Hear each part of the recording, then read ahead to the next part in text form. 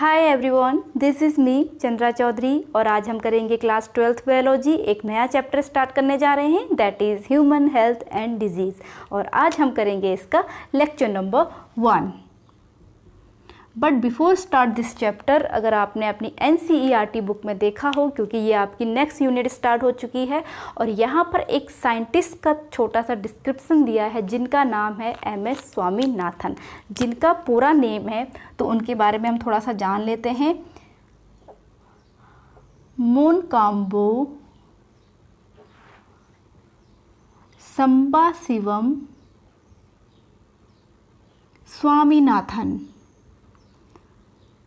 स्वामीनाथन के बारे में दिया गया है, जिनको हम शॉर्ट में MS स्वामीनाथन भी कहते हैं।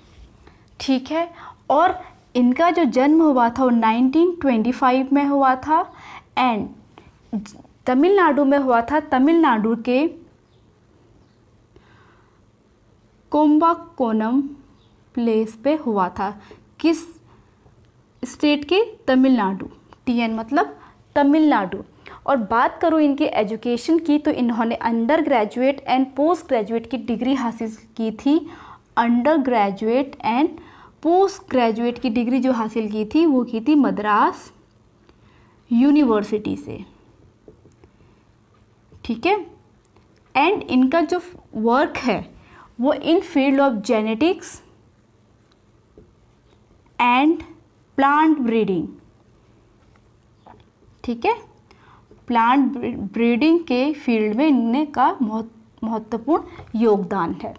तो ये तो बात हो गई कुछ पॉइंट आपके MS स्वामीनाथन की। ठीक है, चलिए अब आगे बढ़ते हैं और आज का हमारा जो मेन चैप्टर है ह्यूमन हेल्थ एंड डिजीज़, इसके बारे में डिस्कस करते हैं। तो सबसे पहले हम जानते हैं हेल्थ। तो व्हाट इज़ हेल्थ? आप हेल्थ किसे कहेंगे? ठीक है, व्हाट इज़ हेल्थ? हेल्थ क्या है?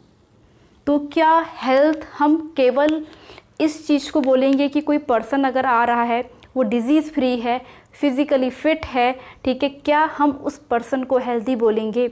Of course not. हम उससे हेल्दी नहीं बोलेंगे अगर उसकी इकोनॉमिक कंडीशंस ठीक ना हो, या फिर हम कह सकते हैं कि उसका जो सोशल नेटवर्किंग है, उसके अपने आसपास में जो उसका माहौल है उसके नेबर्स के साथ, वो ठीक नहीं है, झगड़ालू किस्म का है। ठीक है, तो उस पर्सन को हम हेल्दी पर्सन बिल्कुल भी नहीं कहेंगे।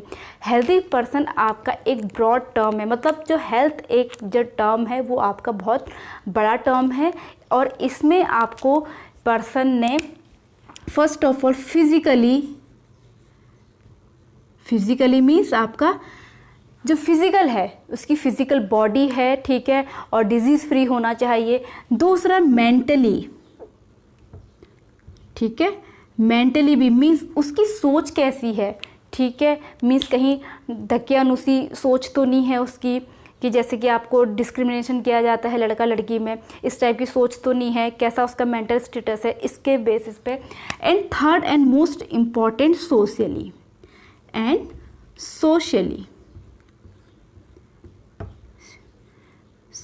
वेल बीइंग होना चाहिए। ठीक है, तो जो इन क्राइटेरिया को पूरा करता हो जो पर्सन, ठीक है, इन 3 क्राइटेरिया क्या है? वो फिज़िकली फिट होना चाहिए, दैट मीन्स कोई उसमें डिजीज़ नहीं होनी चाहिए, मेंटली फिट होना चाहिए, उसकी सोच अच्छी होनी चाहिए, एंड सोशली वेलबींग, उसके नेबर्स हैं या जिनसे भी वो मिलता हो उसके साथ उसका बहुत अच्छा बिहेवियर होना चाहिए। उसे हम क्या कहते हैं? हेल्थी पर्सन कहते हैं। ठीक है, इतनी बात समझ में आ गई। अब हम जो हेल्थ है, ठीक है, मेनली तो हमारे अपने ओन सेल्फ जो हम खुद हैं, मीन्स फिज़िकली हम कैसे फिट रहेंगे, ठीक है, तो कैसे हम मेंटेन कर सकते हैं हेल्थ को? तो हेल्थ को मेंटेन करने के लिए सबसे पहली बात, ठीक है, हम जो खाना खाते हैं उसी से हमारा जो हेल्थ है वो बनती है, तो हमें हमेशा बैलेंस डाइट लेनी चाहिए। तो फर्स्ट पॉइंट क्या हो जाएगा आपका? बैलेंस डाइट मीन्स अगर आपका खान पान सही होगा, आप सारे के सारे फूड कंपोनेंट्स एडिक्वेट अमाउंट में लेंगे तो आपकी हेल्थ ऑब्वियसली अच्छी होगी। सेकंड पॉइंट क्या आ जाएगा आपका कि आपको योगा, ठीक है, आप करना चाहिए एक्सरसाइज करनी चाहिए। देखो इन दोनों से क्या होगा, एक्सरसाइज करने तो आपकी फिजिकली हेल्थ अच्छी होगी, योगा करने से दिमाग भी संतुलित रहता है, ठीक है। मेडिटेशन वगैरह जो करते हैं अपनी मेंटल स्टेटस को शांत करने के लिए, ठीक है, इस तरह से। थर्ड आ जाएगा आपका वैक्सीनेशन। हमें वैक्सीनेशन मीन्स जो इम्यूनाइजेशन है वो करवाना चाहिए, ताकि हमारे आसपास जो बीमारियां हैं हम उनसे बचे रहें। नेक्स्ट है कि जो भी बीमारियां होती हैं हमें उनके प्रति अवेयर रहना चाहिए, ठीक है। अवेयरनेस या awareness about disease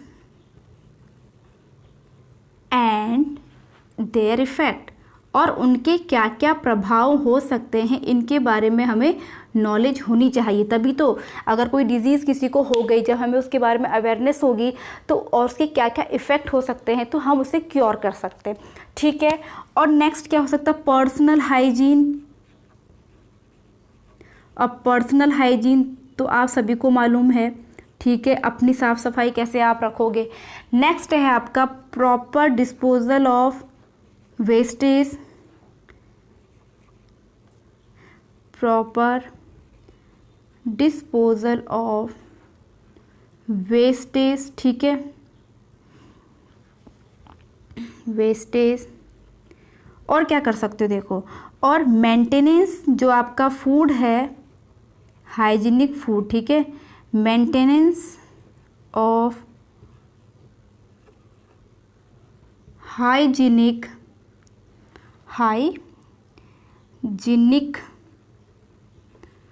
food and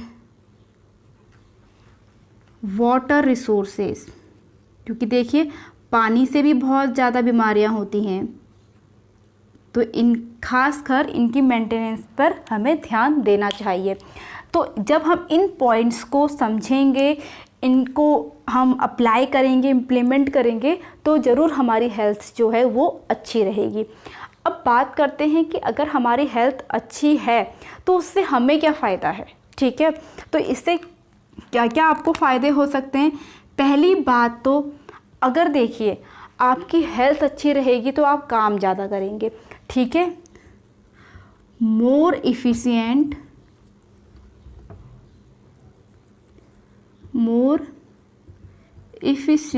at work.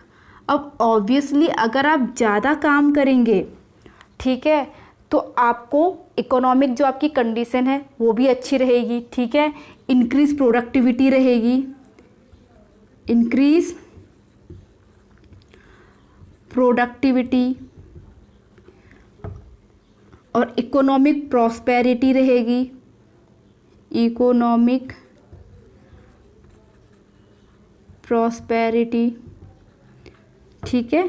और आपकी नेक्स्ट क्या रहेगी, जो इन्फेंट होते हैं, reduce infant and maternal mortality, ठीक है, इनकी जो डेथ हो जाती है उसमें गिरावट आ जाएगी। तो ये आपके फ़ायदे होते हैं गुड हेल्थ के। तो इतना जो हमारा पॉइंट था, ठीक है, ये हेल्थ से रिलेटेड था। चलिए अब बात करते हैं हमारे डिज़ीज़ की। डिज़ीज़, अब देखिए पहली बात अगर मैं डिज़ीज़ की बात करूं तो डिज़ीज़ क्या है, ठीक है, यहीं पे लिख देती हूँ मैं। तो ऑब्वियसली कभी कभी हमें अच्छा फील नहीं होता है, एबनॉर्मल फील होता है, ठीक है, या फिर हम कह सकते हैं कि हमारी बॉडी का एक या दो ऑर्गन ठीक से काम नहीं करते हैं, जैसे कभी इंडाइजेशन हो जाता है, तो मतलब कुछ भी समथिंग रॉन्ग जो हमें अच्छा फील नहीं कराता है, कुछ भी सिम्टम्स टाइप हमें फील होते हैं, तब हम कहते हैं कि हाँ हम बीमार पड़े हैं। तो डिज़ीज़ क्या है, एक प्रकार से एबनॉर्मल कंडीशन है। क्या है डिज़ीज़, एक एबनॉर्मल कंडीशन, ठीक है। अब एबनॉर्मल कंडीशन का मतलब आप और कुछ और मत लगाइएगा यहाँ पर, जब आपके बॉडी के कुछ ऑर्गन्स ठीक से काम नहीं करते या जब आपको अच्छे से अच्छा फील नहीं होता, तब हम कहते हैं कि हमें डिजीज़ हो गई है, कोई बीमारी हो गई है, ठीक है। अब देखिए अकॉर्डिंग टू ड्यूरेशन डिजीज़ आपकी टू टाइप्स की होती है, एक होती है एक्यूट डिसीज़, दूसरी होती है आपकी क्रोनिक डिजीज़ कौन कौन सी, फर्स्ट कौन सी हो जाएगी एक्यूट, दूसरी होती है आपकी क्रोनिक डिजीज़, क्रोनिक, ठीक है, डिजीज़ नहीं लिख रही हूँ। अब दोनों क्या हैं, एक्यूट डिजीज़ आपकी ऐसी डिजीज़ होती हैं जो शॉर्ट ड्यूरेशन की होती है, अगर मैं इन शॉर्ट बताऊँ तो, ठीक है। तो एक्यूट डिजीज़ क्या होगी आपकी, शॉर्ट ड्यूरेशन वाली, short duration, whereas chronic disease जो होती है वो लॉन्ग ड्यूरेशन वाली होती है। फॉर एग्ज़ाम्पल अगर मैं बात करूँ कफ एंड कोल्ड की, तो हमें मुश्किल से 4-5 दिन होता है फिर ठीक हो जाते हैं, या नॉर्मल जब फीवर आता है 2-3 दिन आता है फिर हम ठीक हो जाते हैं, प्रिकॉशंस लेते हैं तो वो आपके एक्यूट डिजीज़ हैं, ठीक है। वेयर एज क्रोनिक डिजीज़ जो लॉन्ग टर्म तक रहती है, जैसे कि ट्यूबरक्लोसिस हो जाता है, ठीक है, 6 महीने साल भर, किसी का तो 2 साल तक उसका इलाज चलता है, ठीक है, तो वो क्या है आपकी क्रोनिक डिजीज़ है। ओके, अब थोड़ा सा इसके बारे में और डिस्कस करूँ तो जो एक्यूट डिसीज़ है ये ऑलमोस्ट ऑल पर्सन को होती है, ठीक है। कोई भी पर्सन ऐसा नहीं होगा जिसको सर्दी जुकाम ना हुआ हो, ऐसा तो हो ही नहीं सकता कि किसी को सर्दी जुकाम भी ना होता हो, वो तो होता ही होता है। तो एक्यूट डिसीज़ से कोई भी छूटा हुआ नहीं है, हर किसी को होगी, ठीक है। वेयर एज क्रोनिक डिजीज़ हर किसी को नहीं होती, वो कुछ कुछ को होती है, वो डिपेंड करता है इम्यून सिस्टम पे, ठीक है, जैसे ट्यूबरक्लोसिस वगैरह जो मैंने अभी एग्जाम्पल बताया। और आपकी नेक्स्ट डिफरेंस क्या हो जाएगा, जो एक्यूट डिजीज़ होती हैं उनसे हमारी बॉडी का कोई भी ऑर्गन हार्म नहीं होता, मतलब ख़राब नहीं होता, उसमें कोई नुकसान नहीं पहुंचता, ठीक है। हमें नॉर्मल सा जो भी एक्यूट डिजीज़ होगी वो होती है, हम मेडिसिन लेते हैं या फिर हम प्रॉपर प्रिकॉशंस लेते हैं तो ठीक हो जाते हैं, तो कोई ख़ास इफ़ेक्ट नहीं होता हमारी बॉडी पे। वेयर एज क्रोनिक डिजीज़ से हमारे ऑर्गन डैमेज हो जाते हैं, ओके, क्योंकि वो ऑर्गन स्पेसिफिक बीमारियां होती है, जैसे ट्यूबरक्लोसिस का ही मैंने एग्जांपल दिया, लंग्स उसमें वीक हो जाते हैं। किसी को ट्यूबरक्लोसिस हो गया, 2 साल तक वो दवा खा रहा है, तो पहली बात तो दवा खाने से वो ऑलरेडी उसका शरीर वीक हो जाएगा और उसके लंग्स कमज़ोर हो जाते हैं, तो आगे को भी और बीमारियां होने का खतरा बढ़ जाता है। तो ये आपकी इसमें क्रोनिक डिजीज़ में प्रॉब्लम होती है, ठीक है, बात समझ में आ गई। अब देखिए, अब डिजीज़ के टाइप्स की अगर मैं बात करूँ तो ये आपके 2 टाइप हैं, एक होती है कंजेनिटल डिजीज़, दूसरी होती है एक्वायर्ड डिजीज़, ठीक है, एक्वायर्ड डिजीज़। अब कंजेनिटल डिजीज़ क्या है, ठीक है, कंजेनिटल डिजीज़ आपकी वो होती हैं जो बॉर्न से ही होती हैं, जन्मजात बीमारियां जिन्हें हम कहते हैं। दैट मीन्स अगर मैं आपको इन शॉर्ट बताऊं, जेनेटिक डिसऑर्डर से जो बीमारियां होती हैं, ठीक है, ये बीमारियां कैसी होती हैं, जेनेटिकली, जो कली डिजीज़ होती हैं उन्हें हम क्या कहते हैं, कंजेनिटल डिजीज़, जन्मजात बीमारियां भी कह सकते हैं। फॉर एग्जाम्पल इसमें क्या हो जाएगा, कलर ब्लाइंडनेस, कलर ब्लाइंडनेस है, ठीक है, ये एक कंजेनिटल डिजीज़ है जिसमें रेड और ब्लू कलर में इंसान को डिफरेंस पता नहीं चलता है, उसे हम कलर ब्लाइंडनेस कहते हैं, इसका कोई इलाज भी नहीं होता है। वेयर एज एक्वायर्ड डिसीज़ क्या होती हैं, जिसमें हम पैदा होने के बाद जो हमारे इन्वायरमेंट से हमें मिलती है या फिर हमारी किसी बॉडी ऑर्गन के ख़राब होने से होती है, मतलब जिनको हमने प्राप्ति किया होता है, ऑब्टेन की होती है जन्म के बाद, तो उसे हम क्या कहते हैं, एक्वायर्ड डिजीज़ कहते हैं, ठीक है। ये भी आपके अगेन 2 ग्रुप्स में बांटा जाता है, एक होता है इन्फेक्टियस, दूसरी होती है नॉन इन्फेक्टियस। तो ये क्या हो जाएगी आपकी, एक इन्फेक्टियस, दूसरी हो जाएगी नॉन इन्फेक्टियस, नॉन इन्फेक्टियस, ठीक है। इन्फेक्टियस क्या होती हैं, इनको हम कम्युनिकेबल डिसीज़ भी कहते हैं। पहली बात तो मीन्स जो स्प्रेड होती हैं, ये डिजीज़ क्या होती है, स्प्रेड, जो फैलती हैं, पहली बात तो, ठीक है, जो फैलती हैं एक दूसरे को टच करने से, या अगर हो गई जैसे आपकी कफ एंड कोल्ड है, वो एक इन्फेक्टियस डिसीज़ है। अगर मैं छींकूंगी, खांसूंगी तो मेरे मुंह के जो जर्म्स है जिसकी वजह से मुझे सर्दी खांसी हुई, वो इन्वायरमेंट में आ जाएंगे और मेरे अगल बगल में जो पर्सन होगा वो ब्रेथ लेगा तो वो उसके बॉडी में चले जाएंगे और उसको भी बीमार कर देंगे, तो वो इन्फेक्टियस डिजीज़ है। ठीक है। वेयर एज नॉन इन्फेक्टिस क्या होती है, जो स्प्रेड नहीं होती, हमारे बॉडी ऑर्गन में कुछ प्रॉब्लम आ जाती है तो वो आपकी नॉन इन्फेक्टिस डिजीज़ होती है। फॉर एग्जांपल कैंसर जो हो जाता है, ठीक है। कैंसर आप लोगों को पता ही है, जब हमारी सेल आपके एबनॉर्मली डिवीज़न करने लग जाती है, क्या बना लेती हैं, वो ट्यूमर बना लेती हैं, तो वो कैंसर की कंडीशन होती है। तो वो किसी एजेंट के द्वारा नहीं हो रही है, मीन्स जैसे ही मैंने भी बताया जो बैक्टीरिया वायरसेस होते हैं उनके कारण नहीं होती, हमारी बॉडी में कुछ प्रॉब्लम्स आ जाती हैं उसके कारण होती है। दूसरा एड्स है, एड्स भी आपका इन्फेक्टिस डिसीज़ में आता है, ठीक है। तो जैसे कैंसर मैंने आपको बताया, ये क्या है, आपकी एक नॉन इन्फेक्टिस डिसीज़ है, ठीक है। अब बात करते हैं इन्फेक्टेड डिसीज़ में। देखिए जैसे कि मैंने बताया इसके एजेंट होते हैं, ठीक है, इसके क्या होंगे, एजेंट। अब वो एजेंट क्या क्या होते हैं, जैसे आपके वायरस हैं, बैक्टीरिया हैं, आपके फंगस है, ठीक है, फंगी है, और आपके क्या हो जाएंगे, हेलमिंथीज हैं, हेलमिंथीज, ठीक है। तो ये सब आपके कुछ एजेंट हैं जिसकी वजह से बीमारियां होती हैं, तो इन्हें क्या कहा जाता है, एजेंट कहा जाता है। एक टर्म और आता है जिसे हम वेक्टर कहते हैं। ये वेक्टर्स क्या होते हैं अब, ठीक है, वेक्टर्स एक्चुअली कैरियर होते हैं, कैरियर जो बीमारी को कैरी करते हैं, ठीक है, कैरी करने का जो काम करते हैं वो आपके वेक्टर्स कहलाते हैं। इसका बेस्ट एग्जांपल अगर मैं दूं तो वो है मलेरिया का, ठीक है। मलेरिया एक इन्फेक्टिस डिजीज़ है, ठीक है, और जिसके कारण जिस एजेंट के कारण होता है उसको कौन फैलाता है, मॉस्किटो। प्लाज्मोडियम से होता है ना आपका मलेरिया, किससे होता है, प्लाज्मोडियम से। और ये कौन कैरी करता है, मस्कीटो, ठीक है। तो देखिए इसमें से अगर मैं कैटेगराइज करूं तो मलेरिया क्या है, एक डिजीज़ है,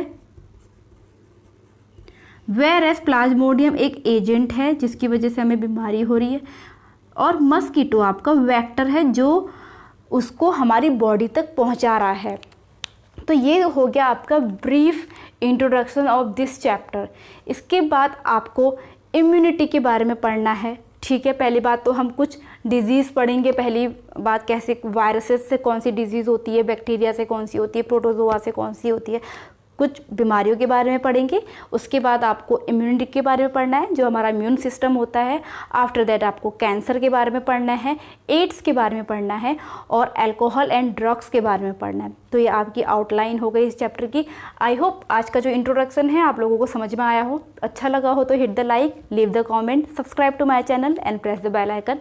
मैं मिलूंगी अपने नेक्स्ट चैप्टर के साथ जिसमें हम कुछ डिजीज़ डिस्कस करेंगे। तब तक के लिए स्टे ट्यून, बाय बाय।